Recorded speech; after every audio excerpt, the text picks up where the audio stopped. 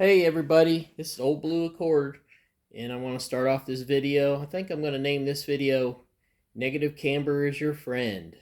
Now, I talked about negative camber in the last video, and it's probably not the most exciting topic in the world, but it's interest to me anyway.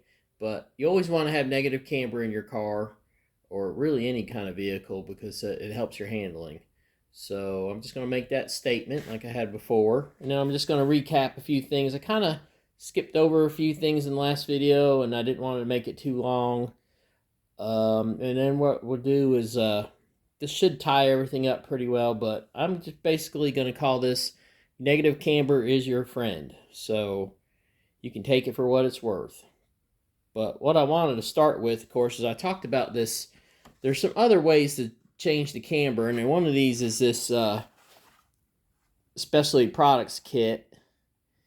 And these are available still at Rock Auto. They're under the bolt section of Rock Auto for some reason. If you look at suspension in the front of 86 to 88 Accords, this is the kit that they're like $38, I think, a piece, and they can do negative or positive camber, just like it says right there on the box. Obviously, we're talking about negative camber, so but what I wanted to talk about was what happened with mine is pretty quickly where the bolt goes into the hole, it wore it. And as you can see on this design, the bolt hole isn't complete for whatever reason. So if you want to get a whole bunch of negative camber in your car, you're going to have to use one of these holes, and that bolt is going to wear in there pretty quick, actually. You'll hear it. It'll start rattling as you're going down the road. And it'll give you negative camber. It works. The other thing is it came out with this goofy, like, soft washer. I don't even know what to call this. But so you put the washer in between your bolts and stuff, and it just totally gets ripped in about 2 days. Because obviously that arm, upper control arm, is moving like this. So when you have the bolt on here, it's not doing good. And then you have to torque your bolts. I believe they're about 38 foot-pounds. But yeah, it just didn't work too good. I actually ran this quite, like I said, the hole isn't complete right here, right? So yeah, it's kind of funny, but the bolt, and they actually give you a bolt, which is kind of cool because you need one longer than stock. So, and they're actually kind of expensive. But yeah, overall, it just made this hole bigger, so then the arm could wiggle, and you can hear it, like I said, and it's metal on metal. So that was really why I wanted to re-mention that again, a little bit better picture. Specialty products generally makes good stuff, but this is not one I could recommend. I'm actually surprised this is still in production, although I see that these said $19.99, so I bet you it's just new old stock that's just laying around. So, got that out of the way. Next thing is, like I talked about, is the TRW kit, and this is also made by Moog, and you'll see this quite a bit.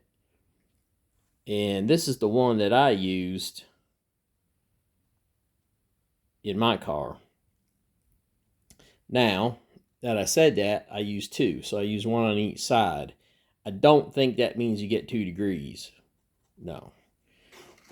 But what I did find was I bought the original set, and I'm going to actually start off with a stock piece. So the stock stud that goes up into your car needs to measure under 500 thousandths, or it's not going to go in that hole. Obviously, this stock Honda one does.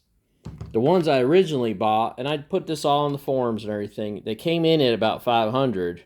So they wouldn't go up into the body at all. I mean, you couldn't hammer them in. There's no possible way. So it's kind of funny. I called Moog and I told them, and they're just like, just take a drill bit and, drill down in through your car. No, we don't drill into our own cars. So that's kind of funny, and I thought, and they told me I wanted positive camber, which you never want positive camber on anything. So this is why this video is called Negative Camber is Your Friend. But this kit I bought for TRW obviously came in right, which is kind of funny, I thought. So check that spec right there. You'll notice pretty quick they just won't go up in there. And yeah, I did take one, and I kind of just I put this on a lathe and ground it down, basically turned it down, but I ground it down. And I believe they're actually on the driver's side. So, but yeah, so that was the only kind of problem I ever had with this kit. It's tricky to torque down, and and if you do the stock setup, you want this to move. You don't want this solid, because this arm has to constantly going up and down with your suspension. So if you souse all this down, you're going to be upset. So I use like a locking bolt, and then probably a little Loctite, and then I also use these really slippery Teflon washers. So, and this is not Delrin, this is Teflon. So I had them made. Most of your little plastic supply houses can make them for you. So you can see the bolt didn't come loose, and I check it. I visually put my eyes up between the tire and the lip of the car and check. So, and that's important. Anytime you customize your suspension, you want to be checking. So it's got to move good, but it can't be side to side flopping around. So that was kind of important there. And I think I talked about that, but I didn't really get too in depth, maybe. But that's important. So, and then the last thing, I think what I want to do is not throw out too much information from me, but I didn't really talk about the stock specs. I'm just going to pull this out of Chilton's book because it's just a little bit better to see. But if you see the 1988 specs for Camber, and again, we're talking about Camber, not Caster, it's going to be 1 negative or 1 positive. That's your range. They want you preferred to be 0. And again, that's for stock cars, but really for performance, you want negative. You don't want a whole lot of negative, but you want some. And that's kind of the debatable thing, is for handling. Now, on a McPherson strut car, you probably would want your camber at least 2 or more negative. Always negative. But on a wishbone suspension car like this is, I really think 2 or under is perfectly fine. I can't see. I know there's going to be a couple guys that tell me they want 4 or whatever. I just can't see it in this type of suspension, because there is some drawbacks to negative camber, especially if you go too much. As your tires turn in, you're scrubbing all the time, and that's the problem with McPherson strut cars. Is if you start off with a static of -3 or -4, you're already losing, especially on a front drive car, you're losing traction because the tire's not dead flat on the ground. It's turned in, and you're just riding on the insides. And of course, once you add more camber on a McPherson strut car, even negative, you still want negative. It's not guaranteed it's going to stay that way, because as the suspension compresses, they have a tendency to have to go actually positive, which is kind of weird. But if you look at a camber curve on a cheaper McPherson strut car especially, they'll go positive, especially when they're under compression. When you don't, you want negative. Negative is your friend. Yes. So that's what I wanted to say about that. Now, one thing I will just sort of touch on a little bit, we haven't talked about, but we will, is Caster. And as you can see, and this is why I do these videos, because it makes me think a little bit. Now, these 2 alignments are my car. I know you're probably thinking of making this up maybe a little bit, but this is my car over time. I never really thought about it, but I have negative Caster, and you really want positive. According to the book, you want at least, they do say 0 in a few years, but some of the Prelude and stuff has 1.5 to 2. So I'm going to look into that. I'm definitely going to bring these sheets when I take it to the guy to redo the alignment. I like how this car handles, and that's the important thing of this whole thing, is this wasn't a modification to negate any kind of lowering or any kind of other weird suspension things other than handling and performance. So my car's not overly lowered. It's not overly raised. I run about the stock height suspension, or as close as I possibly can, and then use negative camber for handling.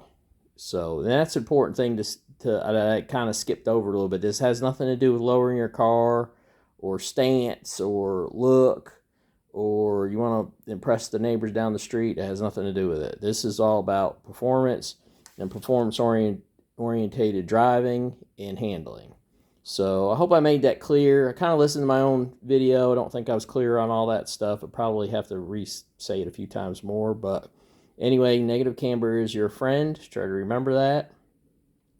And that's really all I had to really talk about. But I'm going to, definitely, like I said, I'm going to got a guy picked out that does a lot of alignments for my autocross buddies and stuff. And we're going to have a little chat about caster. Now, it's adjustable.